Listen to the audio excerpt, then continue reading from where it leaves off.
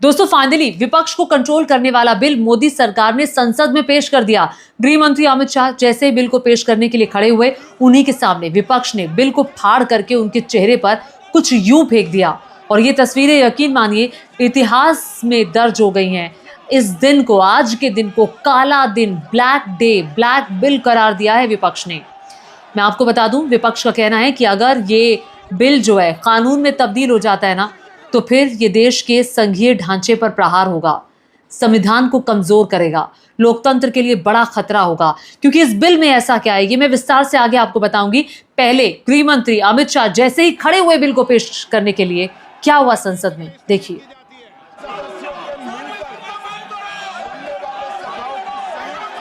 देखिए, ये संविधान संशोधन बिल है और कहा यह जा रहा है कि अगर ये बिल कानून में तब्दील हो जाते हैं ना, तो फिर न सिर्फ विपक्ष को डराया धमकाया जा सकता है, विपक्ष की किसी भी सरकार को अस्थिर किया जा सकता है।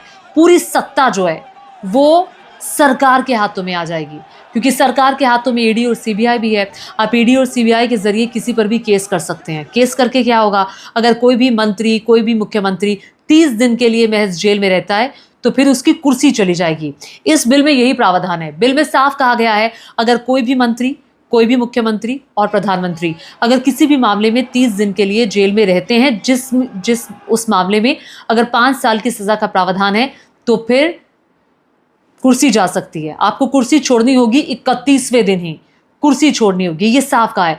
बड़ा सवाल तो ये खड़ा होता है कि क्या इस वक्त में इस बिल की कोई जरूरत थी, इस पर भी चर्चा करेंगे। लेकिन इस बिल का पुरजोर विरोध किया कांग्रेस पार्टी की तरफ से। केसी वेणुगोपाल खड़े हुए, उन्होंने सीधा अमित शाह पर हमला बोला, सुनिए। Sir, I rise to oppose the introduction of the Constitution Amendment Bill 25, the Government of Union Territory. Sir, this bill is to sabotage the federal system of this country.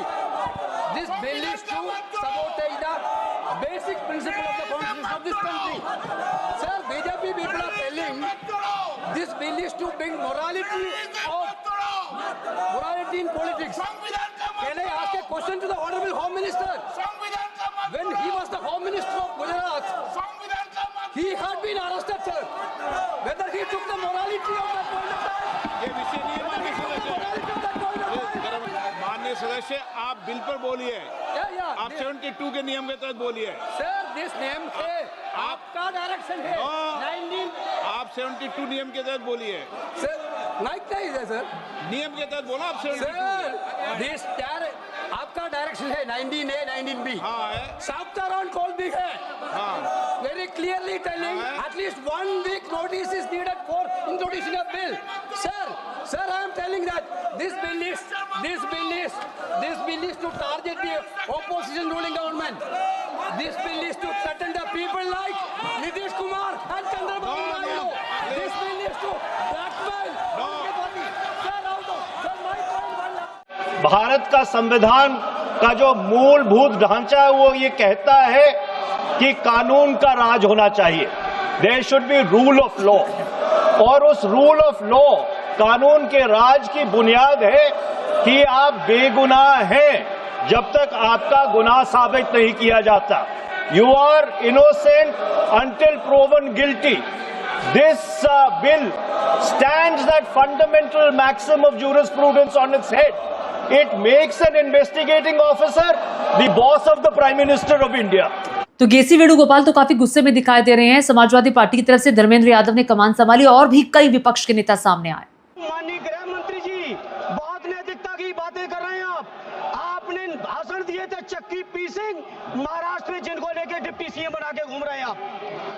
देखिए, बड़ा सवाल ये खड़ा हो रहा है कि क्या ये सरकार सत्ता में रहने का जुगाड़ कर रही है, क्या इस सरकार को सत्ता की आदत लग गई है। क्योंकि जानकार ये कहते हैं कि पिछले 22 साल से जो नरेंद्र मोदी हैं, हमारे देश के प्रधानमंत्री, वो सत्ता में ही हैं। पहले आपको पता होगा कि मुख्यमंत्री थे और उसके बाद वो प्रधानमंत्री बने, और ये सरकार हार बर्दाश्त नहीं कर सकती, इसलिए वो सत्ता में रहने का जुगाड़ करने के लिए इन 3 बिलों को लेकर आ रही है। याद कीजिए, अरविंद केजरीवाल जब मुख्यमंत्री थे तो उन्हें शराब घोटाले में जाना पड़ा था जेल। हालांकि आरोप साबित नहीं हुए। जब वो जेल गए थे तब बार बार उनसे पूछा जा रहा था और बीजेपी भी बार बार कह रही थी कि इस्तीफा क्यों नहीं देते। तब अरविंद केजरीवाल ने जवाब दिया था कि अगर मैंने इस्तीफा दे दिया तो फिर इनकी मंशा पूरी हो जाएगी। याद कीजिए, हेमंत सोरेन को, झारखंड के जो मुख्यमंत्री हैं, वो भी जेल गए थे, उनके मामले में भी अभी आरोप साबित नहीं हुए। तो बिना आरोप साबित हुए ही कोई भी जो मुख्यमंत्री है, कोई भी मंत्री है, उसको जेल भेज दिया जाएगा। आप ये सोचिए, ये बहुत ध्यान देने वाली बात है कि बिना आरोप साबित हुए, सिर्फ आरोप लगा, आप जेल गए। अब देखिए, सबसे बड़ी बात तो ये है कि ईडी और सीबीआई किसके इशारे पर काम करती है। पिछले कई दिनों में अगर आपने देखा होगा, पिछले कई सालों से, जब से केंद्र में मोदी सरकार है, यूपी के टाइम पे सीबीआई के हाथों में ज्यादा पावर होती थी, अब ईडी के हाथों में बहुत पावर है। क्या हुआ है? आपने कई मंत्रियों पर, विपक्ष के नेताओं पर आपने केसेस किए, लेकिन कन्विक्शन रेट उसमें कितना है? कन्विक्शन रेट बहुत कम है। आपने आरोप लगा दिए, आपने छवि खराब कर दी, आपने जेल पहुंचा दिया, लेकिन आप कोर्ट में जाकर के आरोप साबित नहीं कर पाए। अब निचली अदालतों में क्या हो रहा है? हमने अरविंद केजरीवाल के केस में देखा, निचली अदालतें, जो भी जितने भी राजनीतिक मामले में आरोप नहीं लगा रही हूं, ये जानकारों के मैं हिसाब से कह रही हूं कि कई लोग ये बोलते हैं कि भैया निचली अदालतें क्या करती हैं, जो भी राजनीतिक मामला होता है उस पर डेट दे देती है, न्यायिक हिरासत बढ़ा देती है। तो ऐसे में जो जेल की अवधि है वो किसी भी नेता की अपने आप बढ़ जाती है, और 30 दिन महज जेल में काटने हैं। 30 दिन बाद आपकी कुर्सी जाएगी। यानी कि केंद्र सरकार जिसकी चाहे कुर्सी छीन सकती है, ये अधिकार केंद्र सरकार के पास सीधे तौर पर आ जाएगा। तो क्या इस वक्त में, जब देश में एसआईआर को लेकर इतना शोरगुल चल रहा है, जब वोट का अधिकार की बात चल रही है, तो क्या आप ध्यान भटकाने के लिए ये कानून लाना चाहते हैं? हालांकि अमित शाह ने संसद में ये जरूर कहा कि अभी ये पास नहीं हो रहा है, अभी हम इसे संयुक्त कमेटी के पास भेजेंगे, उस कमेटी के पास जिसमें विपक्ष के सांसद भी होंगे। लेकिन ये सभी जानते हैं कि केंद्र में मोदी सरकार है, आपके पास आंकड़े हैं। अब 240 सांसद तो आपके पास है, लेकिन जेडीयू और टीडीपी, अगर आपको इनका भी साथ मिल गया तो फिर ये बिल पास हो जाएगा, कानून में तब्दील हो जाएगा, क्योंकि आप के हाथ में उनकी भी गर्दन है। अब ऐसे में ये जानना बहुत महत्वपूर्ण होगा कि टीडीपी इस मामले में क्या करती है, जेडीयू इस मामले में क्या करती है, उनका रुख बहुत इंपॉर्टेंट हो जाएगा।